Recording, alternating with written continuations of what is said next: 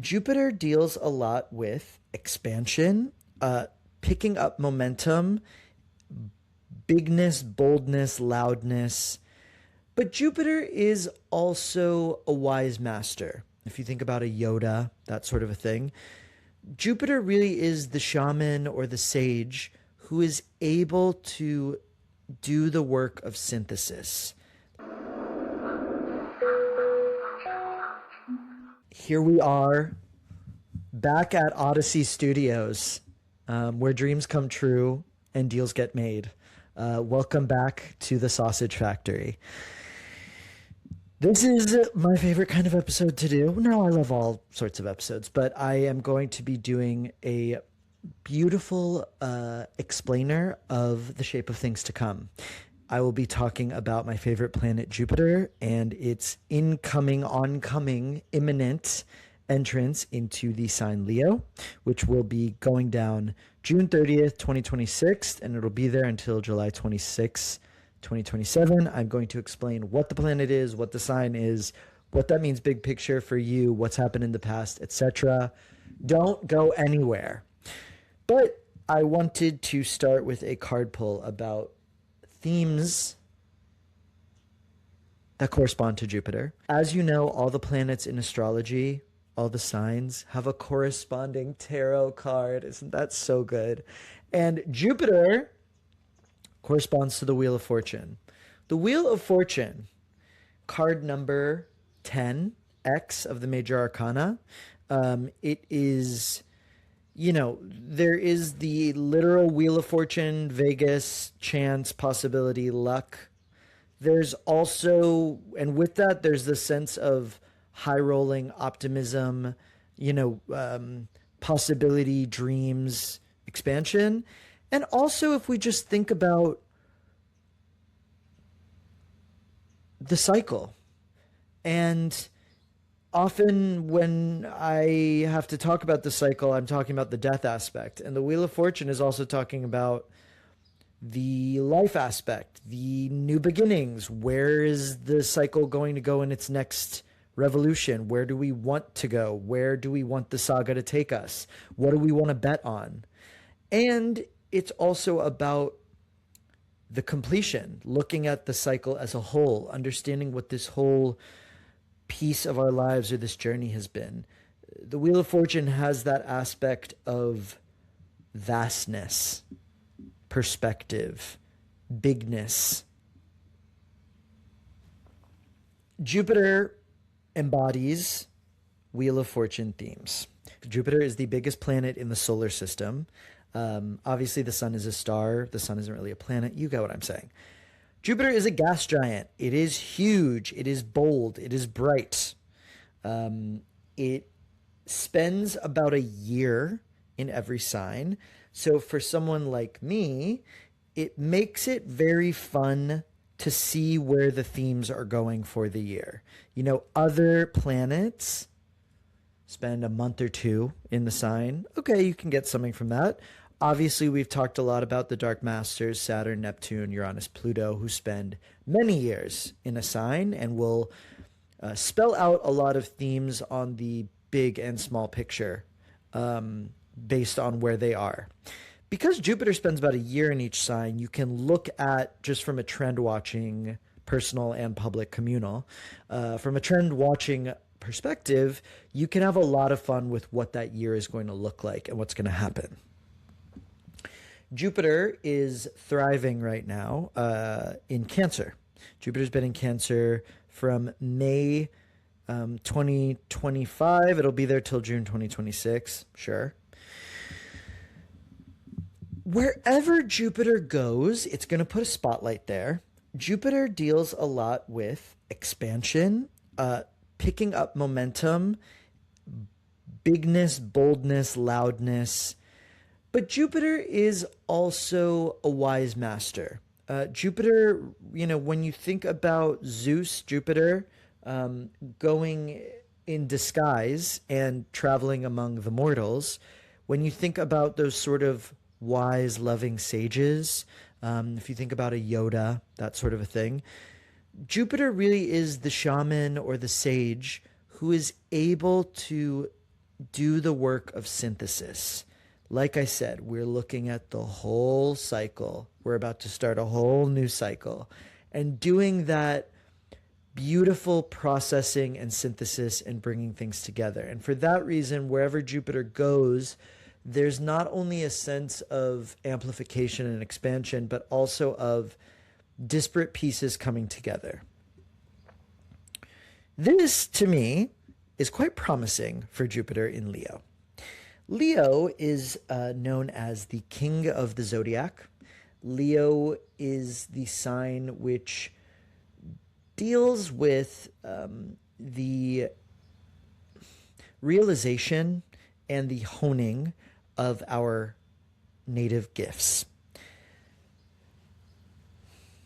Leos, because they're the king of the zodiac, they have a dignity that is meant to get better with age. They can be really stubborn and stuck and kind of fixed in themselves and in their ways. And as they age into that, it often really works out because it's like, oh, you're able to, the world is kind of catching up with you and you are so tuned into what it is you have to give that you're able to kind of cash in on that investment or those possibilities or that hope. Leos, the Leo Ruby McAllister once explained to me, Leos usually or often can have their big break later on. Not to say that Charlie XCX is in any way like a crone because she's younger than I am, but Charlie XCX, like I went to see her open for Marina and the Diamonds in 2013. So Charlie's been around, and when Brat happened, it was kind of a culmination moment. Or if you look at Lucille Ball or Mae West, who really popped off in their 40s, which is unheard of. If you look at Luca Guadagnino, who of course was making movies in his 30s, but then in his 40s, there was a sense of like, oh shit, call me by your name. So Leos have this thing of,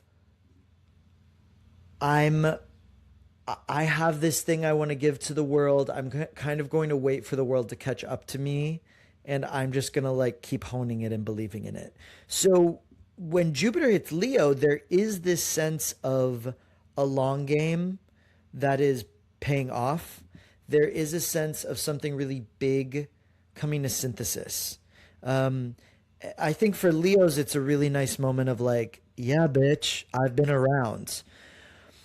But for the rest of us, I mean, I would be curious where Leo is in your chart and what planets are there and what it's doing for you. But Jupiter will be wanting to align not only what it is you do or have to offer. Leo deals a lot with how we are seen, whom we want around us to see us. Maybe that's who. Who's your inner circle? What is the thing you project? If you're thinking about the king of the zodiac, you're thinking so much about a higher dignity, a higher grace, a higher beauty that we are wanting to inspire in ourselves and in others. It's about leadership. So all of this is very, inspiring. Jupiter will be in Leo, June 30th, 2026 through July 26, 2027. So that's basically summer 2026 through summer 2027. Live, laugh, love. If you are a Leo, I'll just say this. When Jupiter enters your sign, it's like all bets are off in a good way. It's extremely... You're basically getting all the wind in your sails. That can go overboard. There is a mania and kind of, if you're out of control, Jupiter's going to point out what in you is cuckoo town and what's going to fall into pieces. But there is a sense that if it's in your sign, it's really going to be giving you that boost. So I think for Leos, it's a great time. But wherever you have Leo in your chart, I would pay attention because that's where you're going to be getting a push. I, for instance, because I'm a Sag rising, I have Leo in my ninth house. Ninth house deals with travel and study, expanding horizons, writing. Okay, Jupiter's going there. Live, laugh, love. Okay. A few things to think about. The opposite end of the spectrum from Leo is Aquarius. Leo is the leader. Aquarius is the social collective. Leo is the czar, and Aquarius is the Marxist revolution. They're in a dialogue.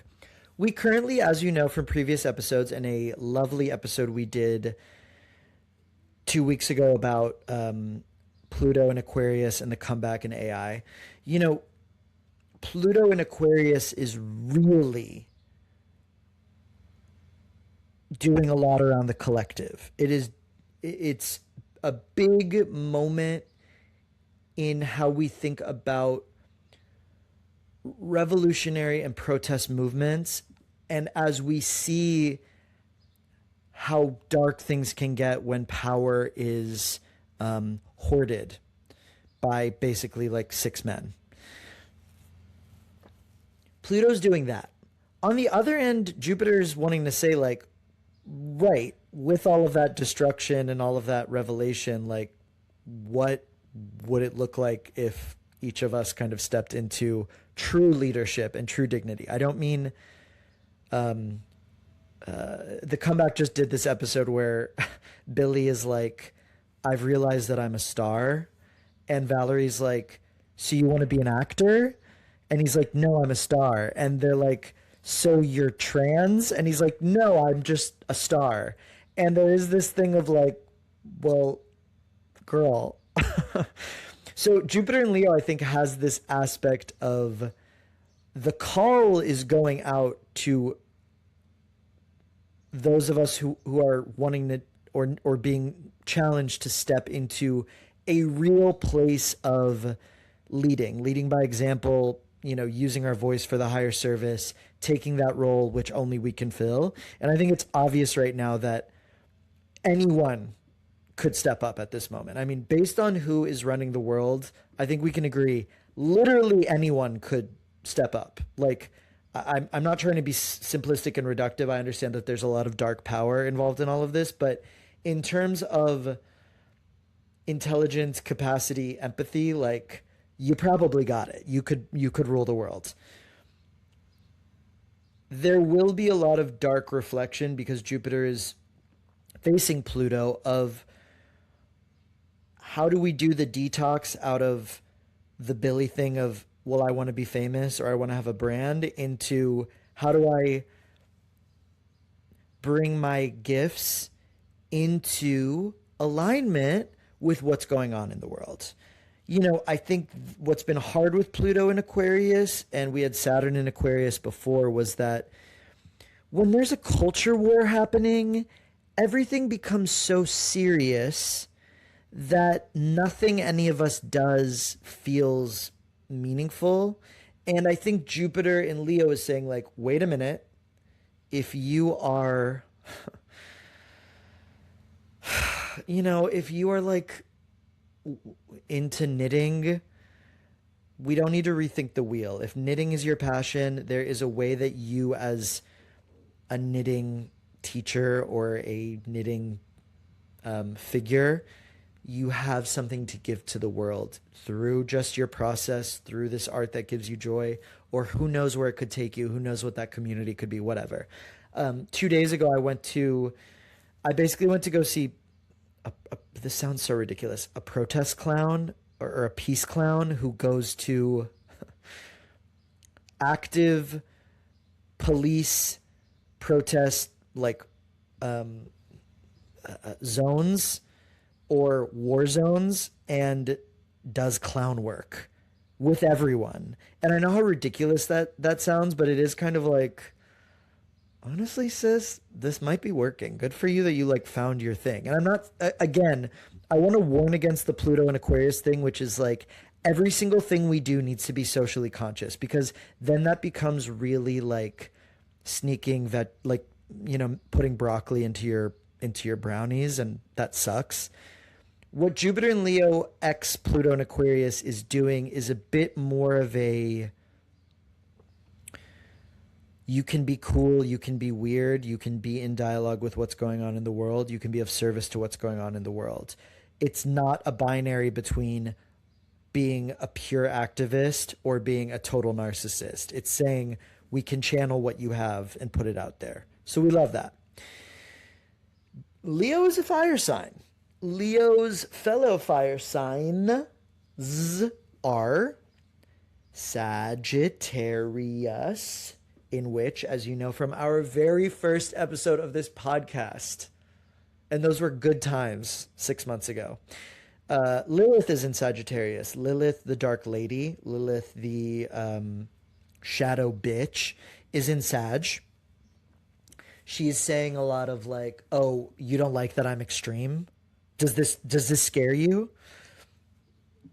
Meanwhile, Saturn and Neptune are in Aries, and you loved those episodes too. Can you believe this? It's all coming together. Aries, Saturn, Neptune are dealing a lot with what is obvious to anyone, a very violent period we're in, a time of war, a time of assassinations, a time of shit really going down, of people being attacked in the streets. Saturn and Neptune are really reckoning with that. Saturn and Neptune are also dealing with creation, destruction, new voices, new imagination, new possibilities, optimism, burning things down so that new things can be built. Jupiter in Leo is going to be trining those. So we're getting a sense of leadership through the fire. As we know, we're in Year of the Fire Horse. So there is this aspect of the beautiful horse, the galloping in fire. What I wanted to talk about, obviously, through a beautiful history of my reality, is the sort of archetype which has emerged in previous Jupiters and Leos. And that is a new sort of warrior woman, a new sort of outsider leader, and it's very much like the one. So last time Jupiter was in Leo, was 2014 to 2015. That edition gave us Charlize Theron in Mad Max Fury Road. Charlize herself is a Leo. The Furiosa character, I'm actually not crazy about that performance. I obviously love the movie. I saw it multiple times. Anyways, not to come for her because it was obviously iconic, but there was this aspect of this sort of hard, wise figure who sees it all and kind of just has this mission and is going to go for it. Summer of 2002 to summer of 2003, Jupiter in Leo.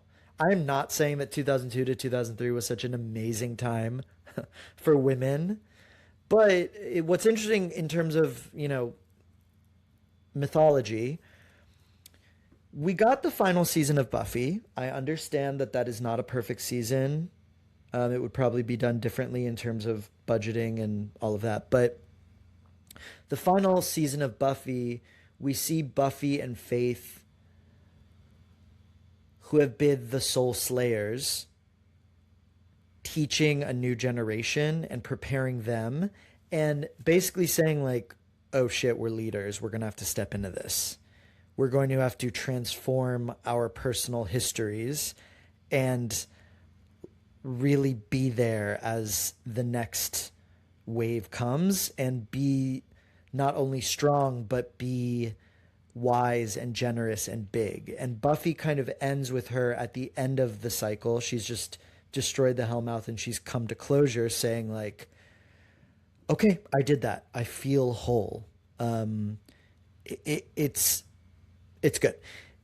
Similarly, my favorite movie, X-Men 2, came out that year. We see Jean Grey. That's the best Phoenix movie we ever got and probably are ever going to get because they kept fucking it up. That said, I do love Sophie Turner in X-Men Apocalypse, which is the art pop of the X-Men films. She does a great Phoenix. They just, again, they always take those fucking Phoenix movies into original sin territory, which is not what the Phoenix is about.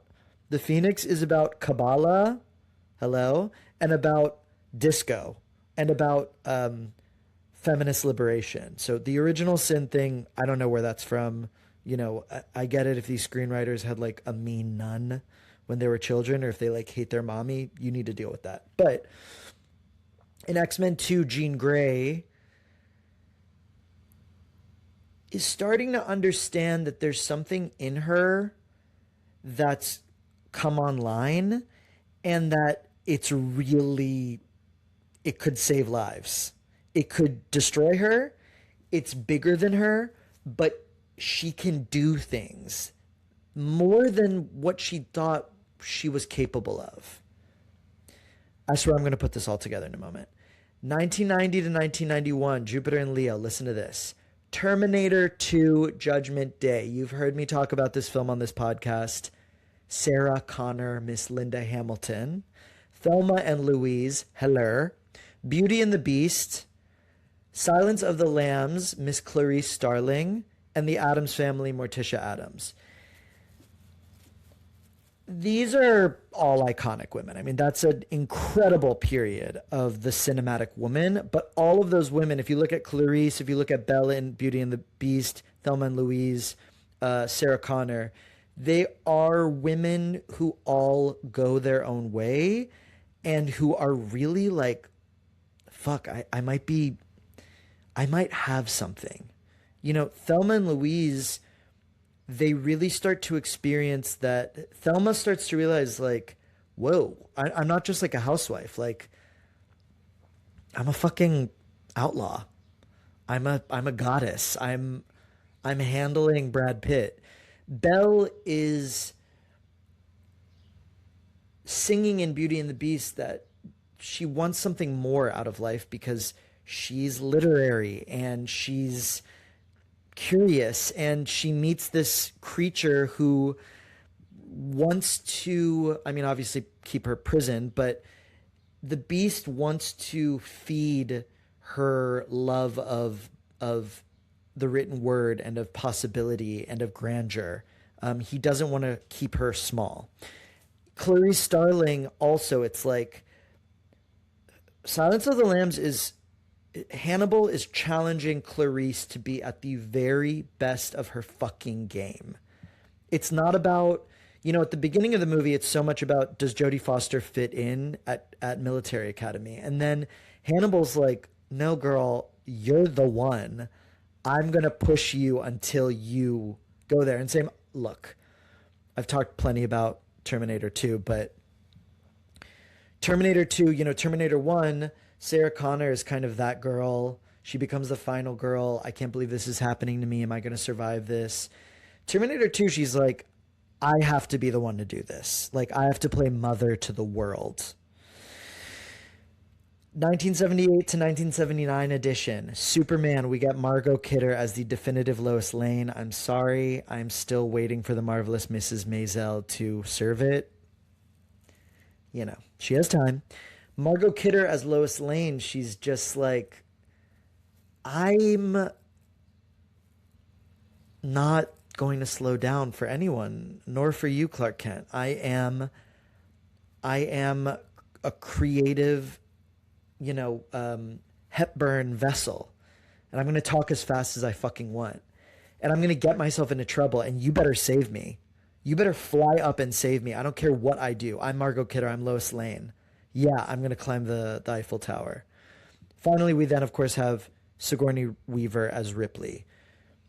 Alien is a great movie about why quarantines are important. But Ripley in Alien, the movie starts, she's kind of one of the ensemble, and you're kind of like, all right, maybe this is Tom Skerritt's movie. Obviously, he's hot. Tom Skerritt. Steel Magnolias. What a man, what a man, what a mighty good man. Okay. But Ripley emerges in Alien as this sort of quiet, solid, poised, androgynous human representative who will triumph over the inhuman. In Aliens, she becomes, like Linda Hamilton, she becomes sort of all mother to the world. But in Alien, there is this sense of a stripping down. We have that incredible scene where she gets into her underwear and then puts on the flight suit to fight that fucker. But there is just this very dignified realization of like, no, I got this. So I wanted to bring up all these women in all of these roles because Leo has a reputation for being very loud and attention grabbing, but there is this aspect of the dignity and integrity when we realize our inherent talents and what we can do. I mean, even again, Addams Family, you get Angelica Houston's Morticia Addams. She doesn't raise her voice. We're just drawn to her, and she says that exact perfect thing that annihilates you. She's so sexy, and Gomez is fucking addicted to her. Gomez cannot get enough of her. So I think a big thing with these women is not like, 10 cinematic badass women who did the damn thing. It's a bit more these awakenings into like, I got this and I got to be the one to do it. Like, only I can do it. And what's major about, I think, a lot of these stories is Thelma and Louise, Susan Sarandon has Michael Madsen who really like gets her. Beauty and the Beast, The Belle meets Beast, Clarice meets Hannibal, that's complicated. Morticia has Gomez, Margot Kidder has Superman, Ripley has the Alien. Furiosa has Max, has Tom Hardy, who's the hottest man alive, just being like, yeah, girl, you got this. I am going to lower my cap to you. Leo is so much about the inner circle, the audience, who sees you and why. Why are these your people? Why are they understanding what you have to give the world? And I think a lot of Leos are like, I believe in myself. I'm just waiting to find the people who believe in me. So I think a big part of Jupiter and Leo is, what is the gift you really have to share with the world? What is that? And it can be it doesn't need to be a loud declaration. Ripley isn't like, I'm the final girl. I'm here to kill aliens. That's my brand. Ripley's like, I'm going to do this. Like, I'm going to fucking do this. So it's not only what is the gift that you're kind of coming into in a really beautiful, poised way, but who can affirm it? Who can see it and help you to realize it? I got to say, I have just been through, I think any artist can relate to this, or any creative person. Like, I've just put myself through so many of my cycles of like, I'm not an artist. I give up.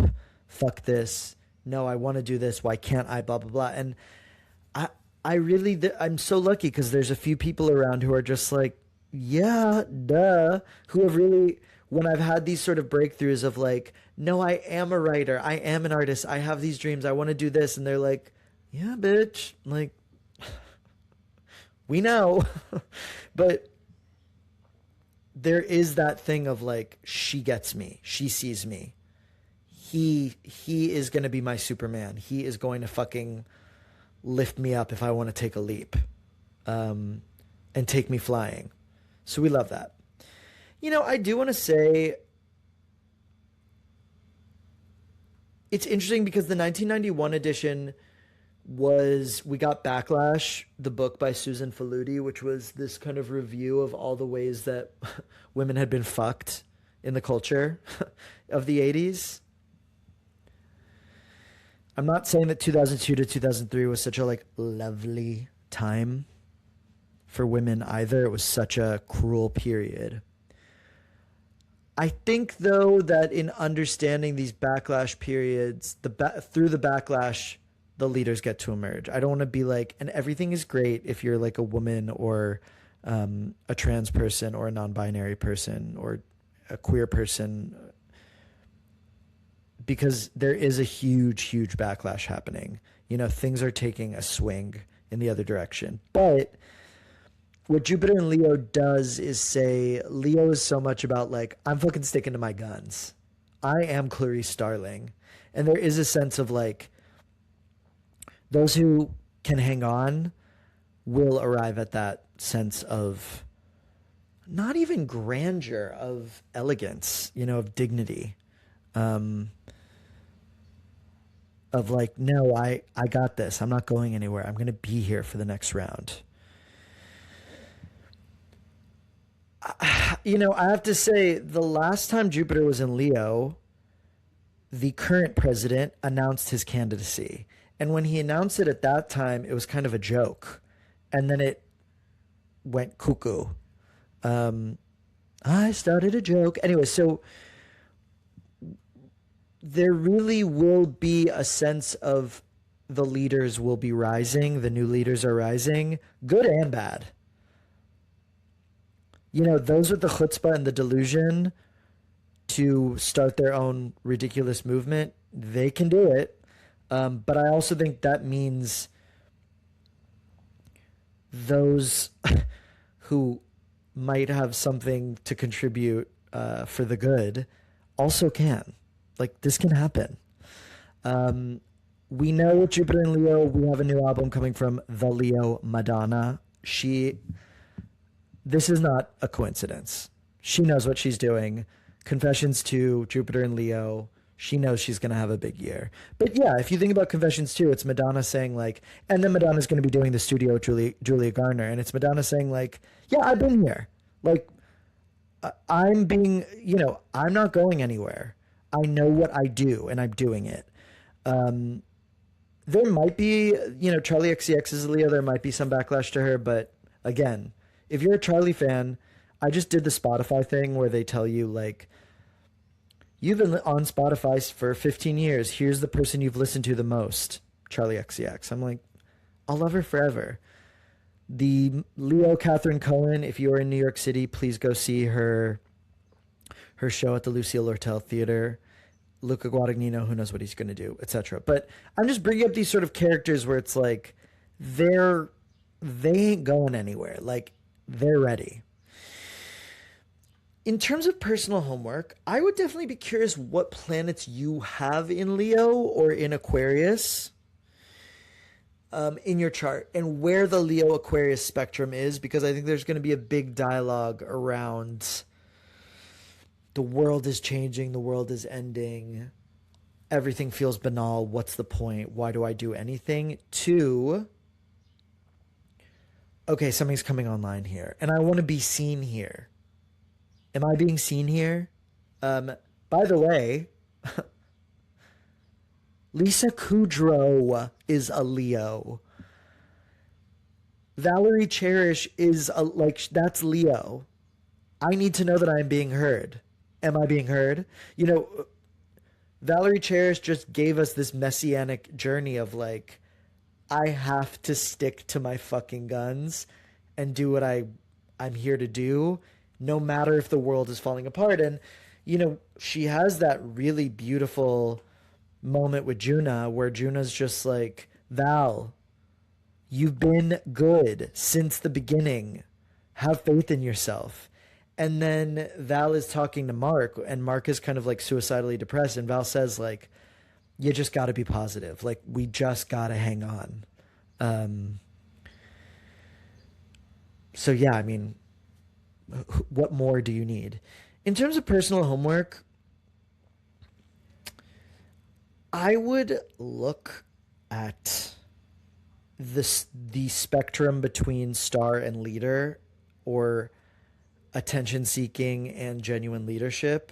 That is a very painful dissection to do. It's very hard for me at all times. All I want is fame and attention. I know that I think we're all entitled to affirmation. That is fair. And we're all entitled to shine. You know, I go through these spectrums of, well, I must be rancid, I must be fame hungry, I must be a lunatic, so I'm going to go into total humility and live under a bridge. No. I need to shine, but where do I shine? Why? Doing what? Learning what? What can I learn that's going to help me not only, express myself, but express myself in a way that feels, whoa, something's opening up. I can do something. I can collaborate. I can feel like a part of something. And yeah, what is the thing you do or have done that maybe it hasn't come into form yet, but no, this is right for you? And like, let's actually invest in it in a new way or take it to a new place. And yeah, I think it's a really creative time to understand what you could be doing based on your personal God-given gifts for the world. Not, I need to move to an ashram. I need to, do Greenpeace. You can do those things. Those things are great. But maybe you have something specific to give to what's happening in the world. We cannot end this week without recognizing a high priestess. And May 27th, I was about to mention the May 28th birthday of Kylie Minogue and also the great Mary Beth Barone, the comedian, but it's May 27th. We have to celebrate the legendary Gemini Lisa Left Eye Lopez. Lisa Left Eye Lopez was the kind of, I would say, the heart, or really the mind. Let's say she was the brain of TLC. If you want to listen to one of the best albums of all time, put on Crazy Sexy Cool. No skips. Lisa Left Eye Lopez was a rapper and a singer, but she was also she was the lyricist. She designed costumes. She came up with the branding. She sang, she served. She did it all. Gemini's the sign of hyperversatility. It is the discovery and experimentation with all of the little things you can do in all these certain ways. So that's kind of an interesting dialogue with Leo, which is so much, this is who I am, this is who I do. Gemini also opens the door for possibility. And Lisa Left Eye Lopez was that example of that Gemini who could say, I am all of it and I can do all of it. Geminis are verbose. Their god is Mercury, the messenger god. Lisa Left Eye Lopez, I mean, who can rap like that? There's a lot of great women Gemini rappers. Lisa Left Eye Lopez is a legend. So rest in peace forever. And we celebrate you, Left Eye. I would love to hear what's going on for you now that Jupiter's wrapping up its time in Cancer, what this year has been like, what you're looking forward to in Jupiter and Leo. My Leos, let me know what's up. We are at ask@heavenlybodiespodcast.com. You can find us, Heavenly Bodies Podcast, on Instagram. I am David Odyssey on Substack. DavidOdyssey.com. Book a Jupiter and Leo reading with me right away. Please like, subscribe, share, rate, review, and we will see you next week. Thank you for being here. Geronimo. Mwah. Thank you for listening. This podcast is part of Pride House Media, hosted by David Odyssey, and produced by Matthew Breen and Josh Rosenzweig, with original music composed by Nell Balaban. If you enjoyed this episode, please subscribe wherever you listen to podcasts. And while you're there, leave us a rating and review. It really helps others discover the show. I'd love to get to know you, so email questions and visions to ask@heavenlybodiespodcast.com and book a reading with me at davidodyssey.com. Until our next trip, keep looking up.